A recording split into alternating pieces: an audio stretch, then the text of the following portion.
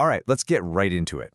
There's a massive financial reset happening right now, all across the globe, seriously. The rules of the game, the ones that have basically run the world for the last 80 years, they're being completely rewritten as we speak. So let me ask you a question. In times like these, in any big crisis, what do you think separates the winners from the losers? It's not about being lucky. It's not even about being the smartest person in the room. It really boils down to just one thing: understanding what's really going on before everybody else does. You know, for almost a century, the global economy ran on a pretty clear set of rules. The US dollar was king, right? Globalization was the name of the game. Make stuff where it's cheapest, sell it where it's most expensive. And American power was, well, it was the foundation for all of it. But those rules, they're breaking down, fast. So what was the straw that broke the camel's back? Well, it all circles back to one single event. An event that sent a shockwave through the global financial world and pretty much shattered decades of trust, literally overnight. And what's really crazy is just how fast this all happened. In February 2022, Russia invades Ukraine. Just days later, the West hits back with what they called the mother of all sanctions. And right there, in that single moment, the very foundation of the global financial system just cracked. The scale of this move was absolutely mind-boggling. We're talking about $300 billion in Russian central bank reserves, just frozen. And you have to understand, this wasn't just any money. This was money held in what were supposed to be the safest assets on Earth: U.S. Treasury bonds, euros, pounds, all stored inside the Western financial system. Then, with just one click, it was gone. And that one click sent a message that echoed in capitals all over the world. In China, India, Saudi Arabia, Brazil, they all started asking themselves this exact question. See, these countries had also parked their national savings in the same system, thinking it was this neutral, safe place. But all of a sudden, they realized the answer to that question was terrifyingly simple: absolutely nothing. So that single realization kicked off what you could call a great escape from the US dollar. It wasn't loud, it wasn't dramatic. It was quiet and very, very methodical.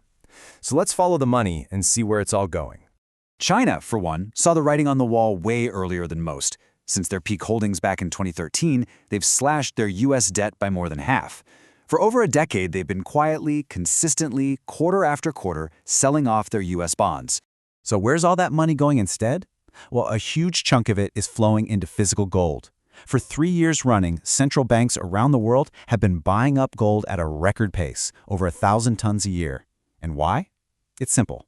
Gold is a physical asset. You can hold it in your hand, it can't be frozen with a click, and it doesn't rely on any single government's permission to exist. And the result of this trend is, well, it's historic.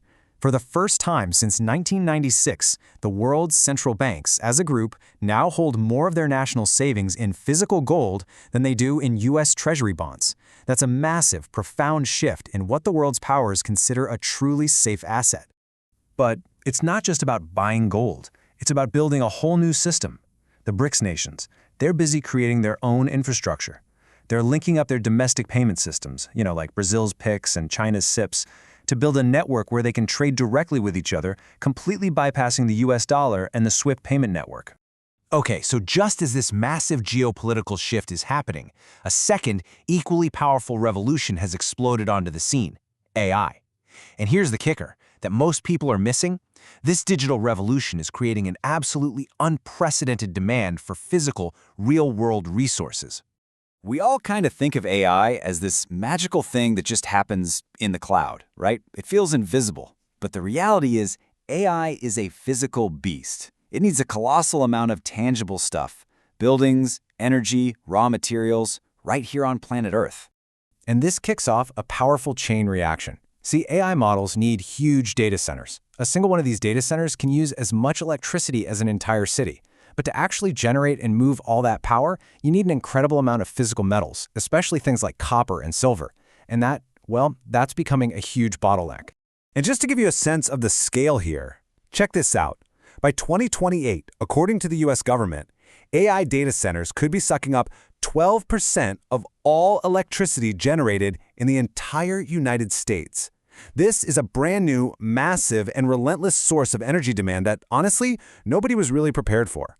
And this leads us to a mineral scarcity problem that's almost mathematically impossible to solve overnight.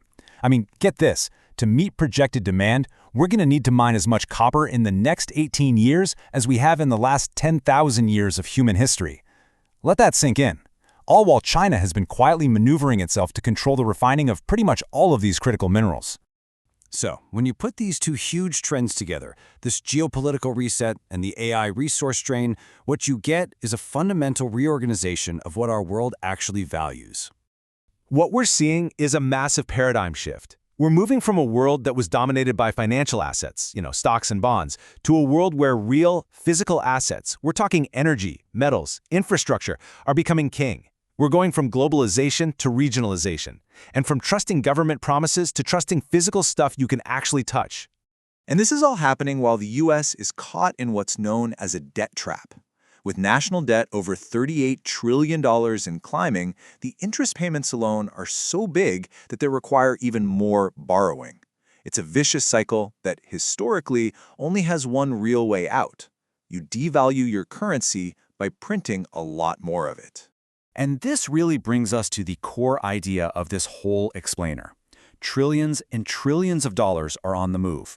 Global capital is flowing away from things that can be printed into oblivion, and it's flowing toward real assets. Assets that you can't print, that you can't freeze with a click, and that don't depend on the goodwill of any single government. Look, the world isn't ending, but it is fundamentally reorganizing.